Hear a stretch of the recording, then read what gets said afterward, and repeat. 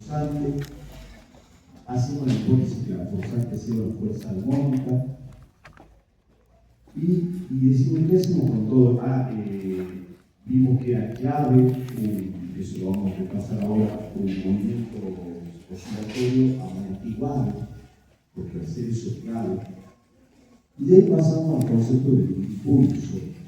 ¿Qué es un impulso? Es cuando yo le aplico una cantidad de movimiento al oscilador.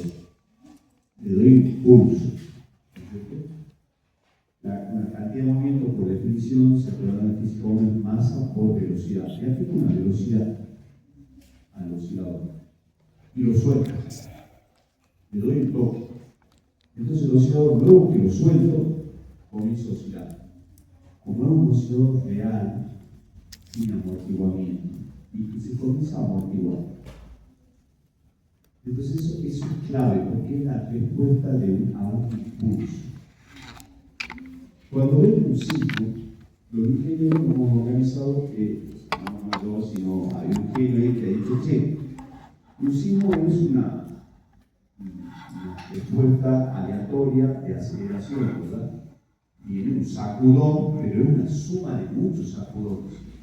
Entonces alguien inteligente dice, che, y si consideramos que un sismo de 30 segundos, minutos, lo que fuere, lo dividimos en pequeños sacudones. Entonces así como se comporta ante un sacudón o ante un impulso, y hago luego una suma de todos los sacudones, que es una suma convolución en realidad. Entonces la suma de todas esas respuestas me da lo que se llama la integral de Duhamel, que es a lo que queremos llegar en este curso, es la base. La respuesta de un signo de una estructura viene dado por una integral que no tiene solución matemática, tiene solución solo numérica, y de esa manera encontramos la forma de resolver el problema en sí. Luego se construye lo que se llaman los espectros, que justamente la integral de Duhamel me da la máxima respuesta, la integral de Duhamel, perdón, me da toda la respuesta del tiempo de una serie de impulsos. ¿Vale? Entonces, yo me fijo en todas esas respuestas que tiene una estructura después de un terremoto. Tiene que haber uno que sea la máxima respuesta, que no es superada por ninguna otra. Esa máxima respuesta asociada al edificio que yo estoy analizando, que tiene un periodo determinado, es un punto en lo que vamos a llamar espectro de frecuencia. O sea que el espectro de frecuencias no es más que colocar una serie de escenarios con diferentes edificios de diferentes periodos sometidos a diferentes terremotos, pero que no nos interesa qué ha pasado durante el terremoto, que es la clave del espectro, sino que nos interesa la máxima respuesta. ¿Vale? Porque esa máxima respuesta es un punto. Y sumando, graficando todas las máximas respuestas de diferentes estructuras, yo voy a poder tener una curva de respuestas a la cual le llamo espectro. Y esa va a ser la conclusión de esta tarde, digamos. Vamos a ver cómo se construye un espectro, cómo es la forma de un espectro, y en definitiva vamos a ver el código, que es lo que ya va a usar Ezequiel el próximo martes, el espectro de código, que es un espectro de diseño para un determinado sismo de diseño. Y eso también vamos a charlar esta tarde, que hemos clasificado los sismos en tres tipos: sismos leves y que tienen ocurrencia seguida. Sismo es un sismo en Salta, ocurre durante el día, tenemos por lo menos unos 10 sismos leves. No lo podemos detectar porque solo los sensores más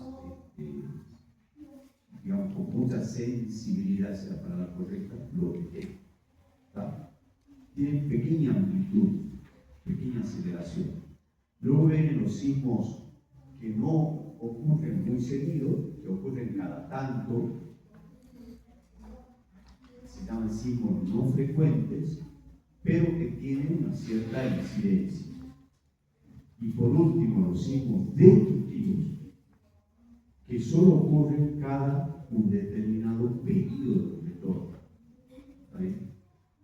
Nuestro código nos da solo un espectro, el que corresponde al sismo destructivo, anterior. Pero también otros códigos ya están dando los espectros de diseño para sismos leves y para sismos recurrentes. Hemos definido tres sismos: los leves y muy frecuentes, los sismos poco frecuentes o medianos también, y los sismos muy poco frecuentes o sismos raros también se llaman, que son los sismos destructivos. Nuestro código solo nos da el espectro de diseño para esos sismos raros, esos sismos extraordinarios. Nosotros vamos a diseñar las estructuras para que soporten esos sismos destructivos. Porque cuando ven un sismo poco frecuente, un sismo frecuente, leve, la estructura perfectamente no va a tener problemas, porque está diseñada para el sismo destructivo. ¿Está correcto? Sin embargo, diseñar para un sismo destructivo, eso lo estaba hablando ayer en la clase de mecánica también, no significa que la estructura va a resistir perfectamente ese sismo de diseño. Eso sería imposible, porque no podríamos entrar a esta aula. Las columnas que veríamos acá serían columnas gigantes. Para que el daño de la estructura sea cero ante un sismo destructivo, tienen que hacer una superestructura. ¿Está claro? Los ingenieros no podemos hacer eso, porque sería antieconómico y no van a sacar patada. Lo que hacemos es una estructura que se comporte con ciertos daños durante el sismo destructivo. ¿Está bien?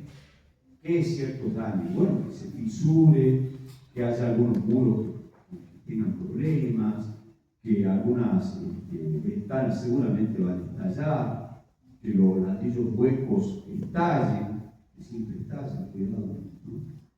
Que algún cilobrazo se mueve abajo, por eso hay que meterse debajo del escritorio, ¿no?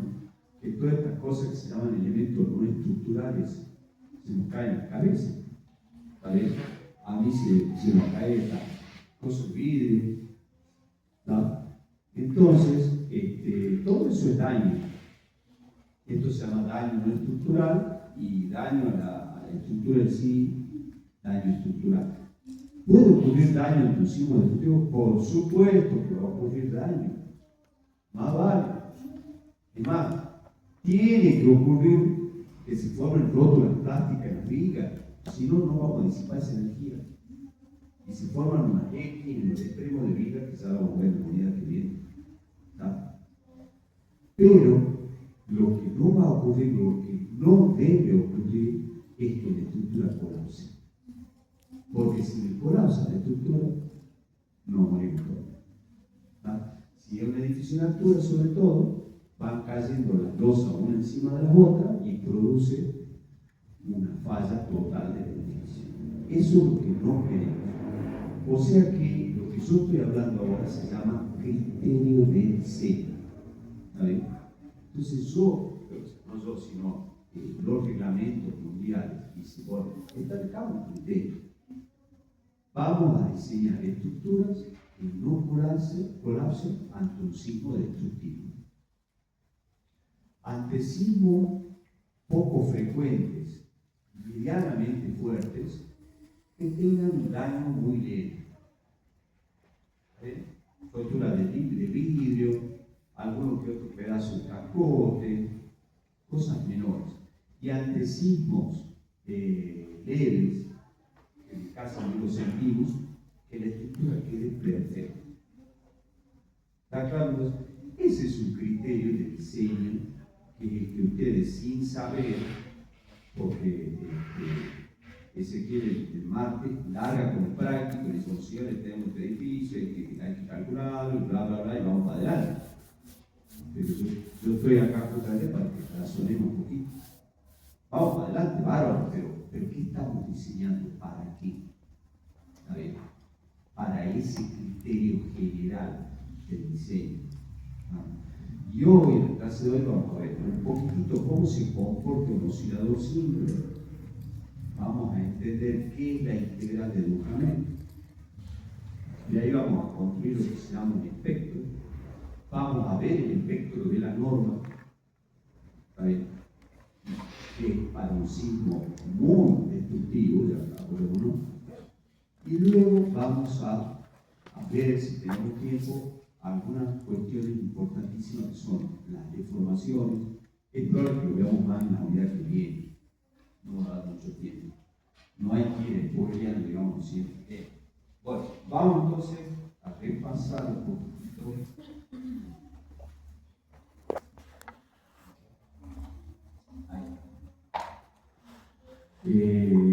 Ahí hemos visto todo esto, pasamos, grado de libertad, varios grados de libertad. Este es nuestro oscilador, nuestro jugador ahí. Y tenemos que ver los diferentes comportamientos. Vimos el comportamiento a vibración libre y nos permitió resolver el práctico número 1, que dice que la frecuencia del oscilador libre es la raíz de la rigidez sobre la masa. Si es un solo oscilador, si yo lo puedo emular al tanque como una masa, ¿no es cierto?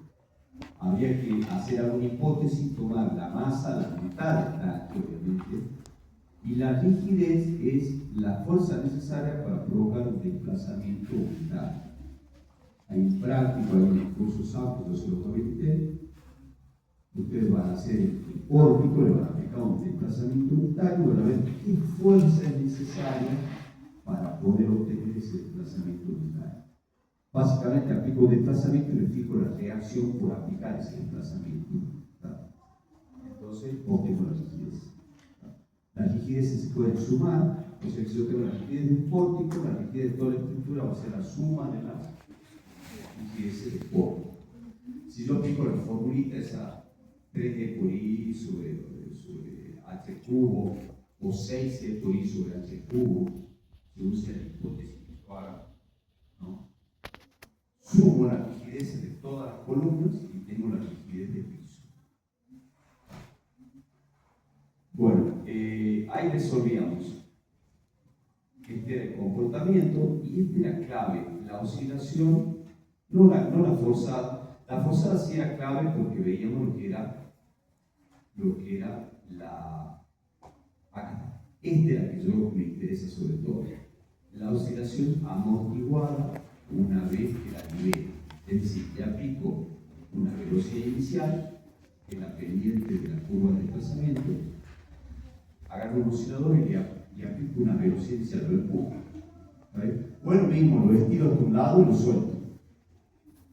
Como está frenado, porque no hay en la naturaleza ningún oscilador que oscile libremente. Las estructuras tienen amortiguamiento propio, porque están construidas de hormigón, las mamposterías, todo le hace lo amortivo al movimiento.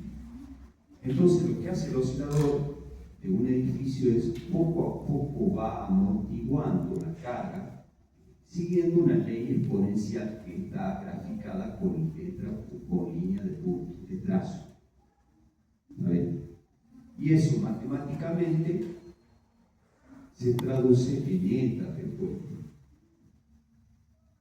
Es una función exponencial multiplicada por la respuesta, la suma de las respuestas. Había dos respuestas, acuérdense, una respuesta de la ecuación general homogénea y una respuesta de la ecuación no homogénea. La que nos interesa es la respuesta particular, porque es la que queda. La primera respuesta es la respuesta que desaparece al poco tiempo. ¿Por qué? Porque es una respuesta que es al principio de la parte dinámica. Bueno, esto lo vimos, no me interesa mucho. Respuesta forzada, bueno, esto era lo que vimos, el acoplamiento, aparece lo que se llama el factor de amplificación. ¿Está? Y acá se ve más clarito, la solución particular de una respuesta forzada y amortiguada, y la solución homogénea, que como está multiplicada por E a la menos I, E la mata en el A, que a lo pocas vueltas la vuelve cero a esta respuesta. Por eso es que recibe el nombre de respuesta transitoria, porque es por un poquito más. Yo le decía para que se acuerden, esa respuesta desaparece, es clásica cuando enciende un motor de Super 8, un motor grande. El motor al principio no entra en régimen. Régimen es esto, es la respuesta a largo plazo. Sino que hace un despelote, arranca así, hace un poco así de tartamudeo. Ese tartamudeo es esta solución que me está macaneando ahí. Pero me macanea unos cuantos segundos nada más, porque esta componente me la iguala a cero a todo. Rápidamente me lleva a cero. Y queda la componente esta, que es la que a mí me interesa. Es una componente que también se va achicando, pero que tiene una respuesta sinusoidal, ¿tá? Que depende del valor de I y de alfa. Ya dijimos de que encontramos esta curva. Es la primera curva que yo quiero que razonemos y que la de en las exposiciones de integradores, sobre todo nos concentremos en esto. Les voy a dejar de usar cuando vayan al integrador algunas fórmulas que quieran plantear para ubicarse. No tengo problema, porque no estamos acá para acordarnos memoria. Pero sí que de entrada pasen, volvamos al movimiento amplificado y amortiguado. ¿Quién lo estudia? Es esta curva. ¿Saben? Eso es lo que me interesa en este caso. ¿Qué quiere decir esta curva? Me está dando la amplificación dinámica del problema. Me está diciendo, la siguiente diapositiva está resumido acá. Esto me está diciendo. Cuando la frecuencia de mi oscilador, de mi estructura, es mucho mayor que la frecuencia de la acción o de la fuerza exterior, no hay respuesta. La respuesta es estática, es como si hubiera aplicado una carga estática. ¿Saben? Cuando la frecuencia de la fuerza exterior es muy baja. Para que nos situemos una curva, estamos hablando acá. Estática, ¿por qué decimos que es estática si da igual a 1 este factor? Porque este factor, por ahí no recordemos el concepto, esto es muy importante entenderlo, es el cociente entre la respuesta dinámica A sobre la respuesta estática. Y eso es lo que buscamos. Escuchen, no se han preguntado nunca ustedes cuando pasa un tren sobre esto a alta velocidad, sobre un determinado problema que haya en la vía, que no haya un apoyo. ¿Por qué no se hunde ahí o por qué no colapsa? Porque va a depender de este famoso factor de amplificación. Porque el tren viene con una dada dinámica, viene vibrando, usted no lo vea, viene con una dada frecuencia. ¿No? Entonces, la respuesta dinámica sobre la respuesta estática es lo que nos interesa. La respuesta estática la conocemos, agarramos un tren y lo ponemos sobre una vía. Parado el tren, tiene un peso el tren, entonces hace una fuerza para abajo. Esa es la respuesta estática. Es el desplazamiento que se genera por aplicar una fuerza estática, quieta. En cambio, ¿qué es la amplificación? Es la respuesta de la estructura, pero cuando aplico una fuerza dinámica. que tiene una dada frecuencia de vibración que varía en el tiempo. Y a mí lo que me interesa es ver cuándo esa respuesta dinámica es más alta que la estática, o cuándo son iguales. Y esta curva es lo que está informando. Me dice que cuando las frecuencias alfa tienden a cero, es decir, cuando las frecuencias de la forzante son pequeñas comparadas con las frecuencias del oscilador, no va a haber respuesta, o sea, no va a haber respuesta dinámica, pero sí estática. Es como si la fuerza fuera estática. Cuando alfa tiende a infinito, es decir, cuando la frecuencia de la forzante es muy alta con respecto a la de la viga, yo esto siempre lo veo también, no es fácil imaginárselo como una viga, hablo de una viga. Es un laboratorio. Poner una viga, una dada de N, y acá le pongo un motor con un peso excéntrico. Ese giro hace que el motor se mueva así. El motor va y viene. Pero yo lo puedo variar esa frecuencia. La viga, por sus características, se deforma y va a tener una frecuencia angular determinada. Yo al motor le puedo aplicar una frecuencia básica.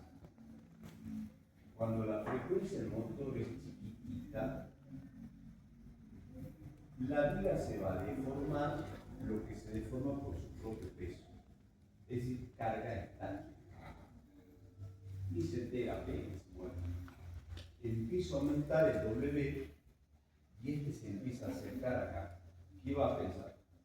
Va a comenzar a vibrar la viga junto con el motor y va a llegar a un punto que la voy a romper. ¿En qué punto la voy a romper? Cuando las frecuencias se igualan. No importa qué medida tenga la viga y qué tan grande sea el motor, porque lo que hice fue un acoplamiento de frecuencias, entre la frecuencia de la viga y la frecuencia del motorcito dando vueltas. Sí va a influir el amortiguamiento.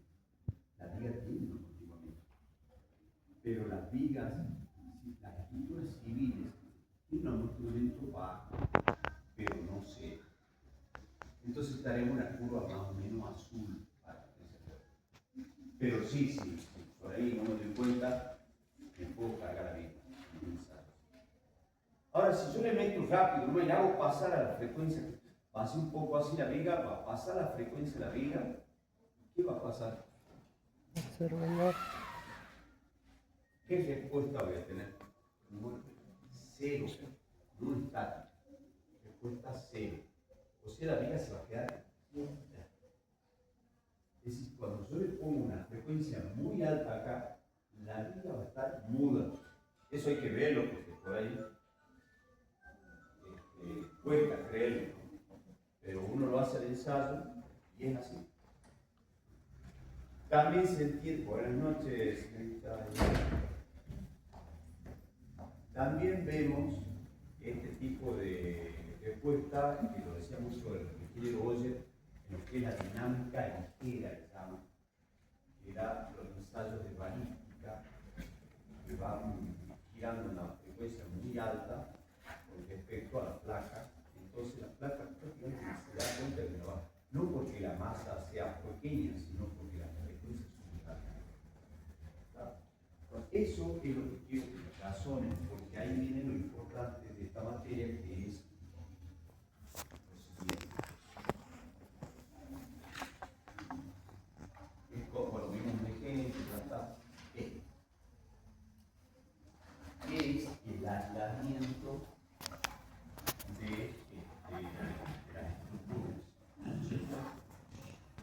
Claro, acá ya nos metemos un poco al problema del sitio. ¿Qué pasa si yo provoco en una estructura tipo, a esta le vamos a llamar una estructura tipo diafragma rígido, una estructura que tenga una viga muy rígida comparada con la columna. ¿Qué pasa si yo le aplico un movimiento en la base, le aplico un desplazamiento, un input igual a un desplazamiento? Ese desplazamiento provoca una velocidad, obviamente, y una aceleración. ¿Está bien? En definitiva, lo que estoy aplicando es una aceleración en la base.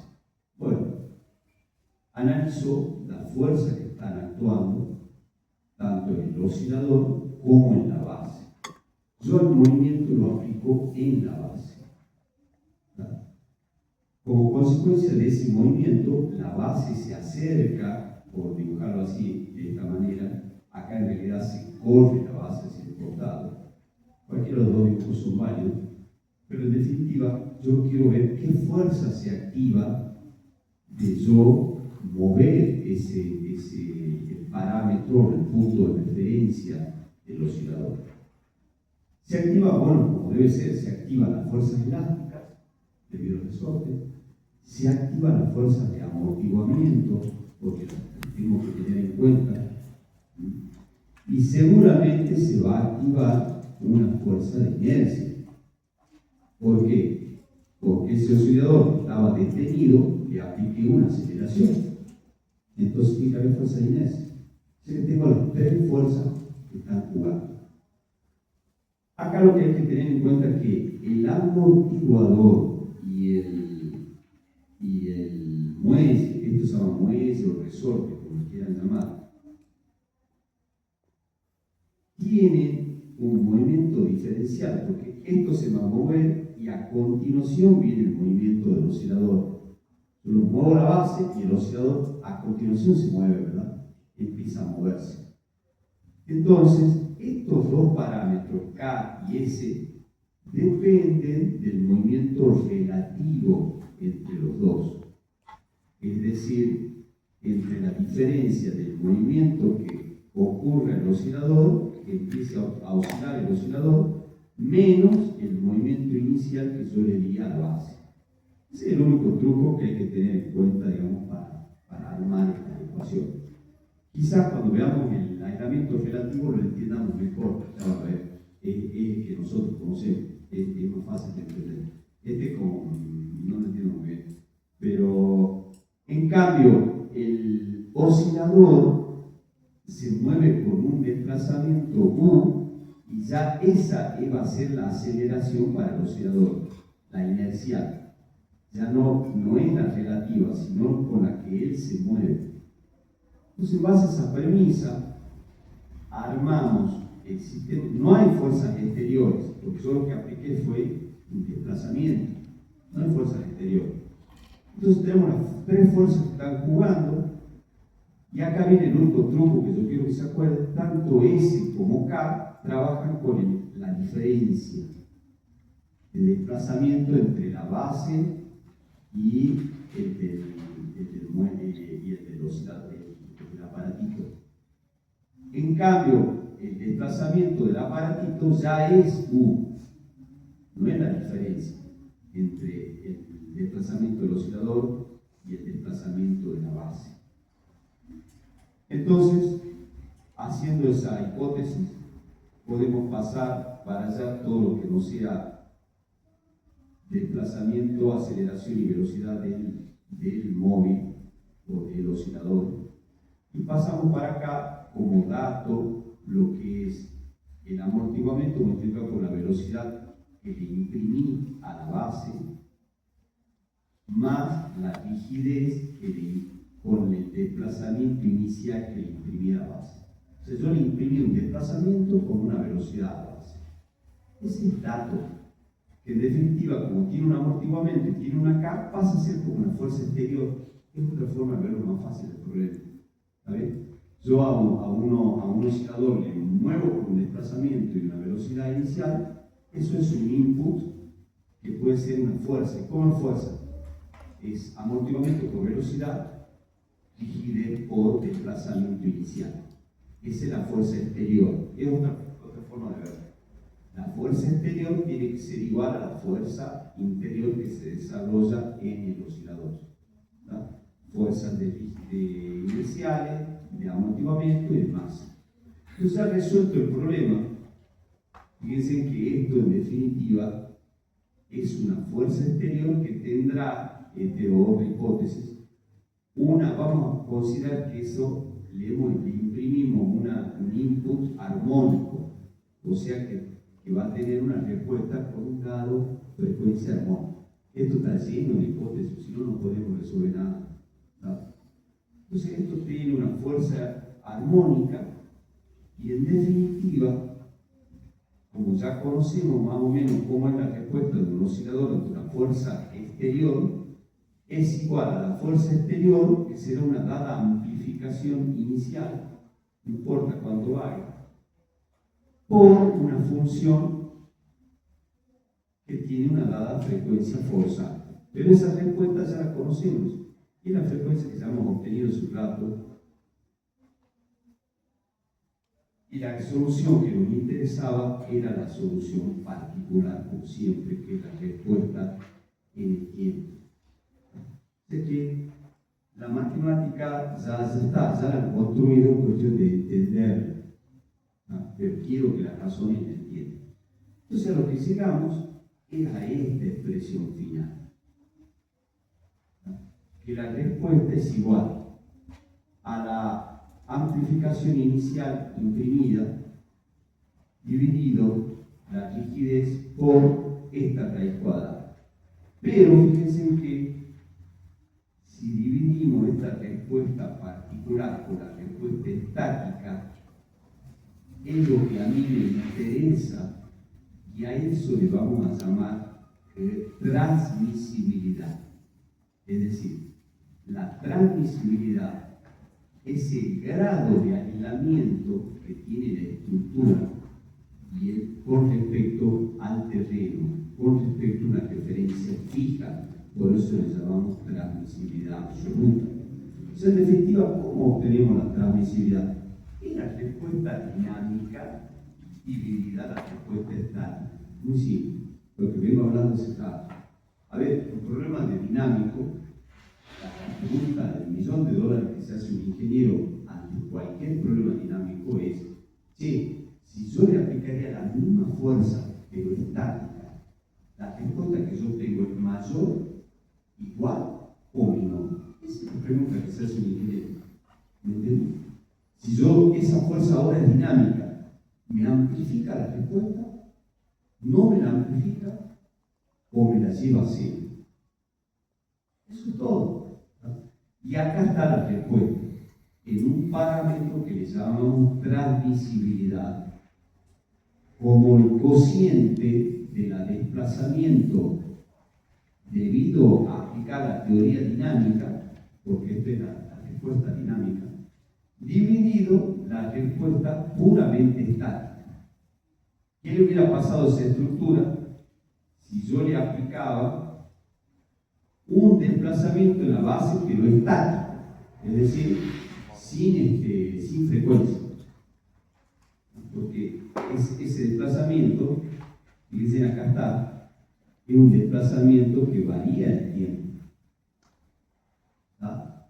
Pero ¿qué hubiera pasado si no lo hubiera aplicado variando el tiempo? Si un desplazamiento inicial, eso con el sablo puedo calcular perfectamente, le aplico a la estructura un desplazamiento inicial y veo cuál es la respuesta. Es la rigidez definitiva. ¿No es cierto? Pero a nosotros nos interesa si aplicamos un desplazamiento en el tiempo.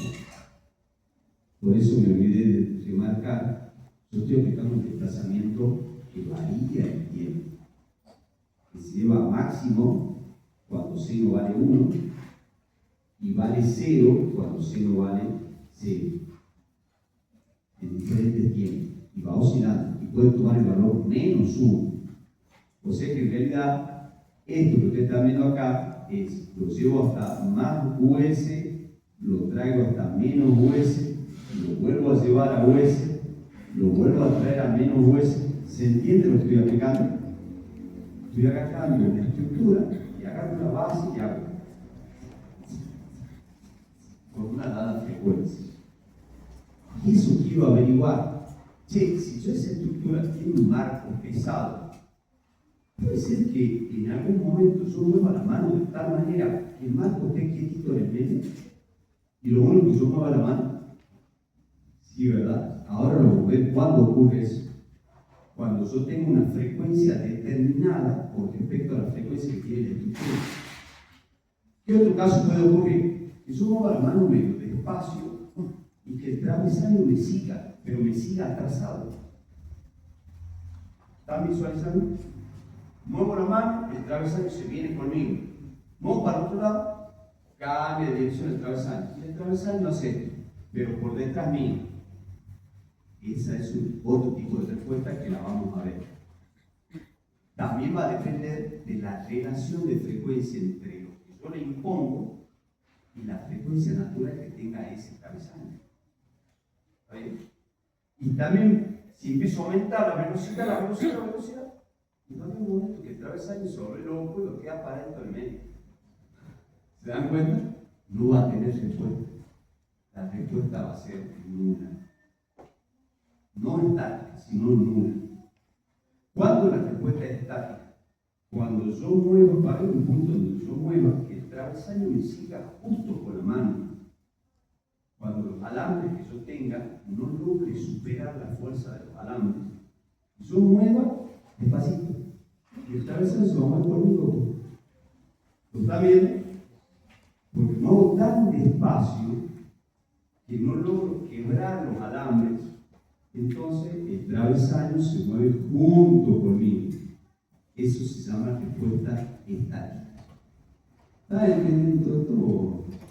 A ver si no hace. Se necesita un poco de modelación. Bueno, lo veamos directamente en una curva. Esta es la respuesta que yo les estoy contando.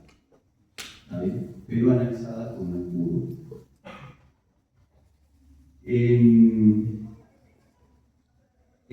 En narcisa, como siempre, tenemos la relación de frecuencia. Porque acá lo que importa es qué frecuencia natural tiene el oscilador o el travesaño y qué frecuencia tiene mi mano.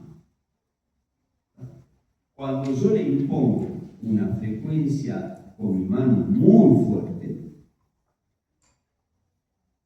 independientemente del amortiguador que tenga el oscilador, mire hacia dónde tiende el movimiento. Casi todas tienden a cero, no todas, pero la mayoría tienden a cero. ¿Está? Es ese caso en que muevo tan rápido la mano que el oscilador se queda quietito en el medio y se mueve. Porque claro, los alambres yo tengo un travesaño, ¿cierto? De este tipo. Acá tengo una determinada masa. Le pongo dos alambres.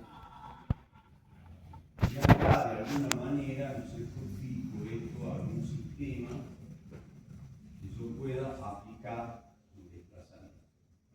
Pero un desplazamiento hay que ver. Cuando la frecuencia de la forzante de ese desplazamiento es muy alta, esto se va a quedar quietito en el medio, dependiendo de su amortiguamiento.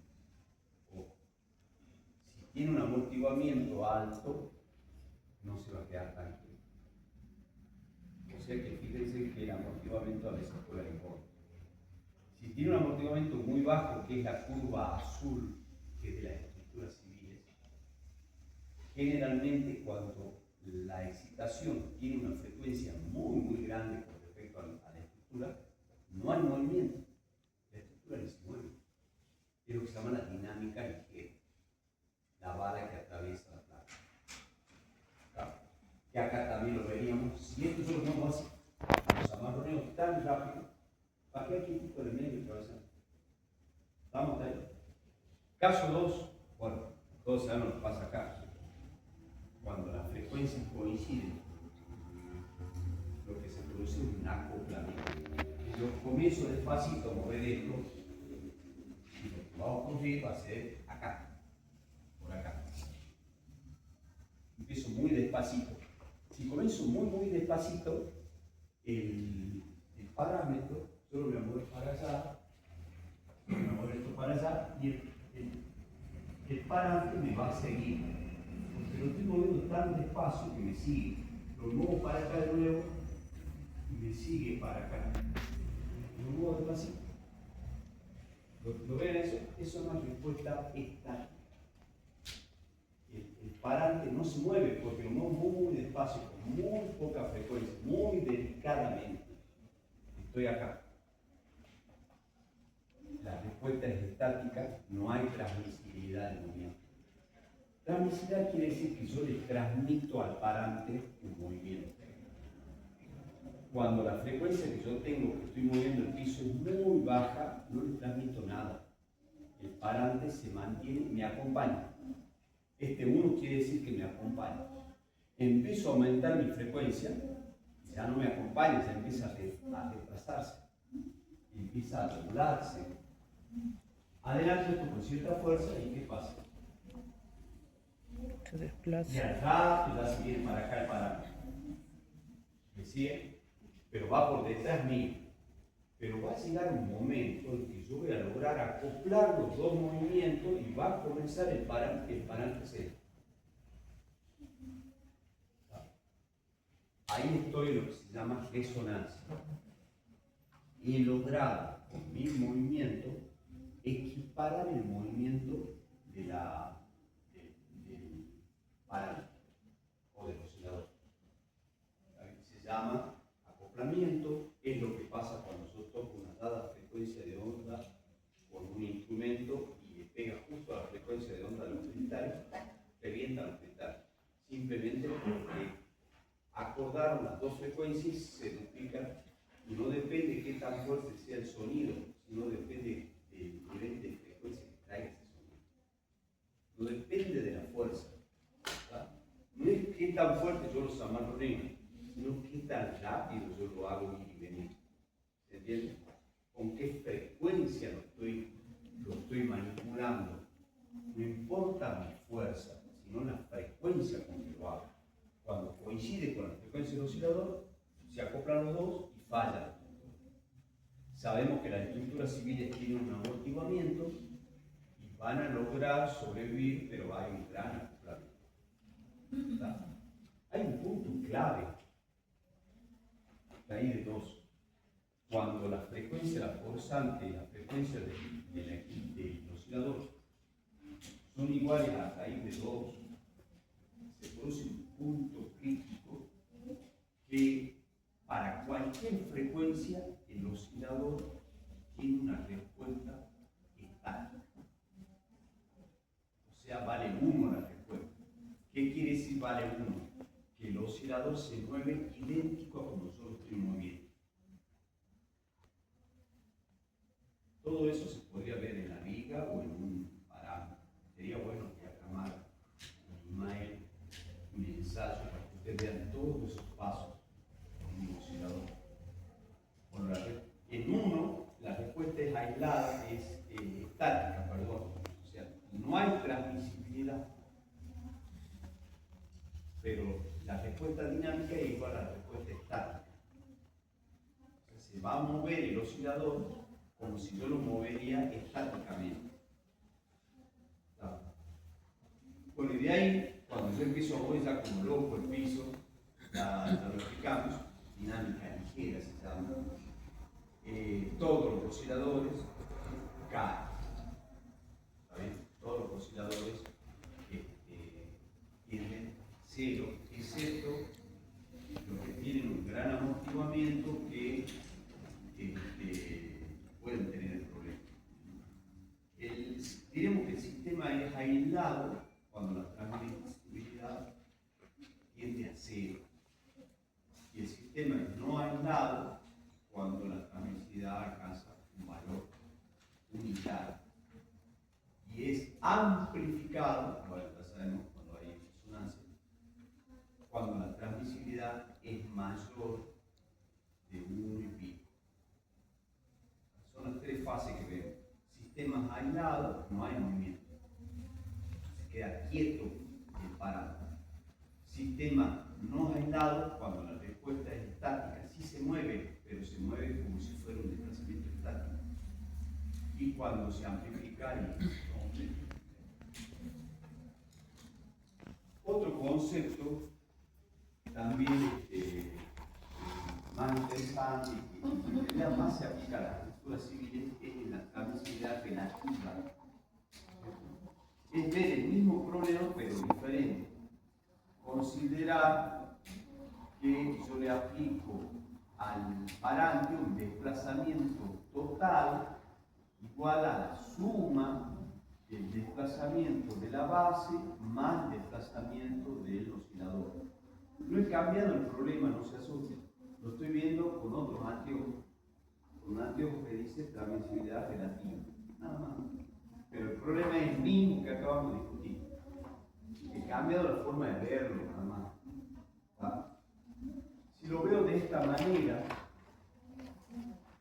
ahora la curva que obtengo tiene esta otra pinta diferente.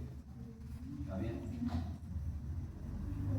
En la transmisibilidad relativa, digamos, si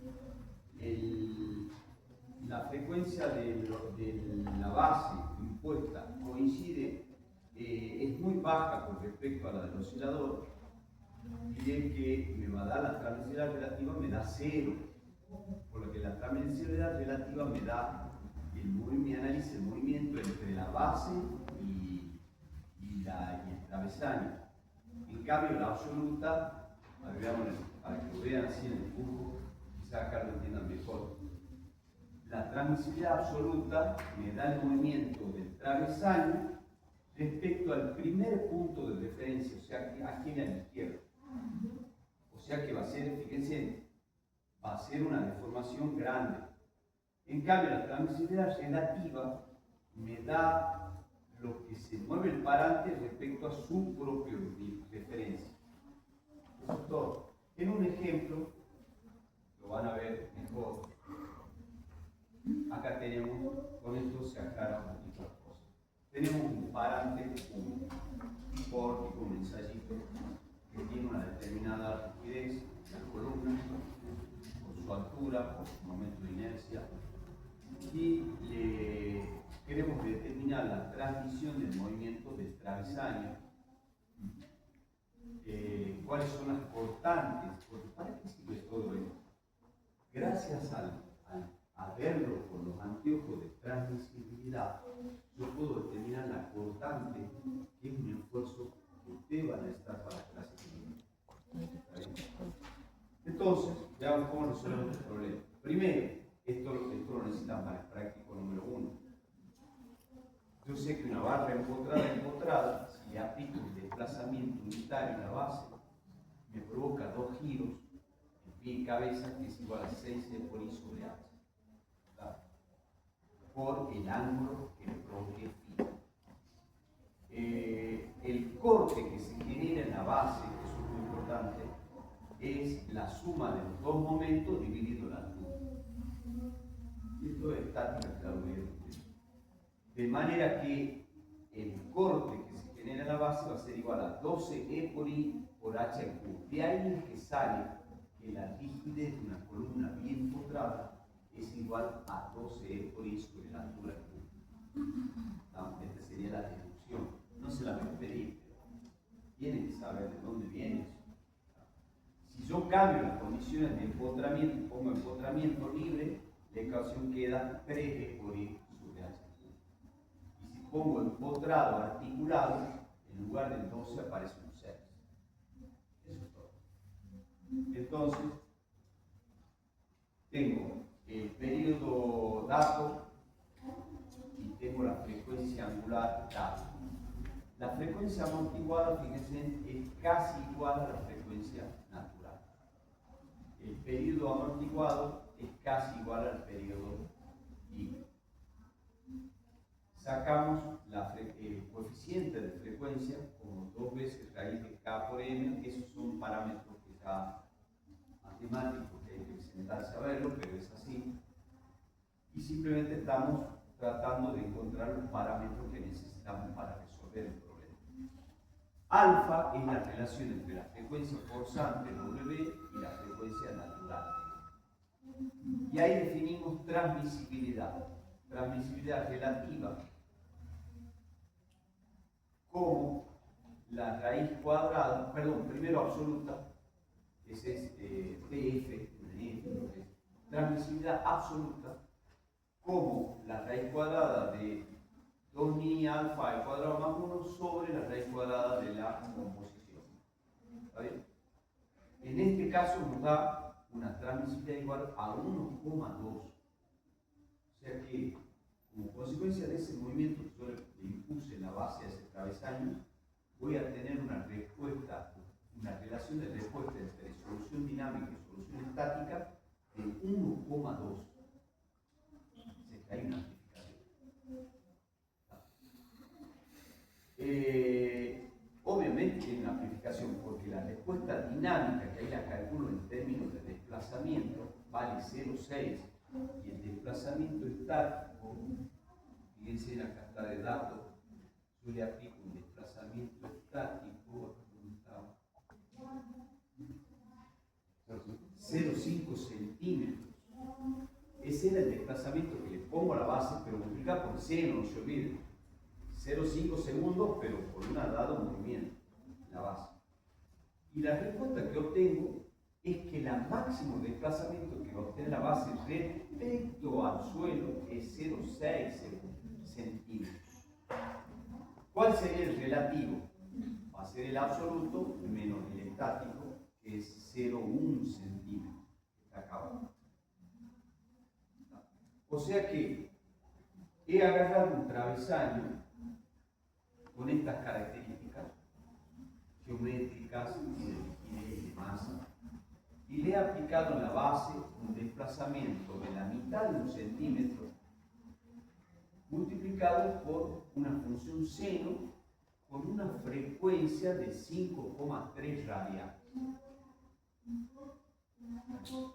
Una dada frecuencia.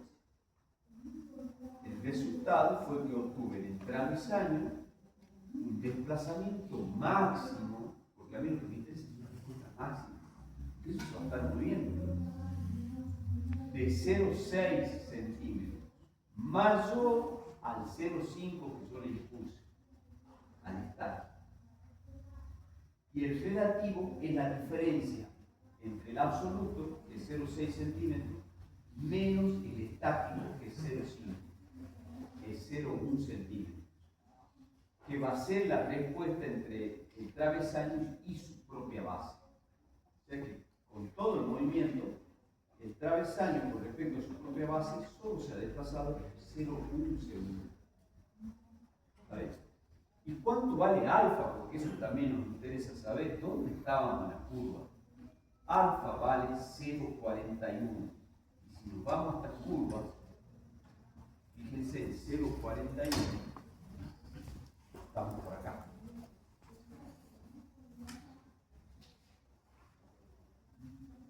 Entonces tenemos en el desplazamiento relativo un sistema cuasi aislado. Por eso nos dio 0,1 centímetros.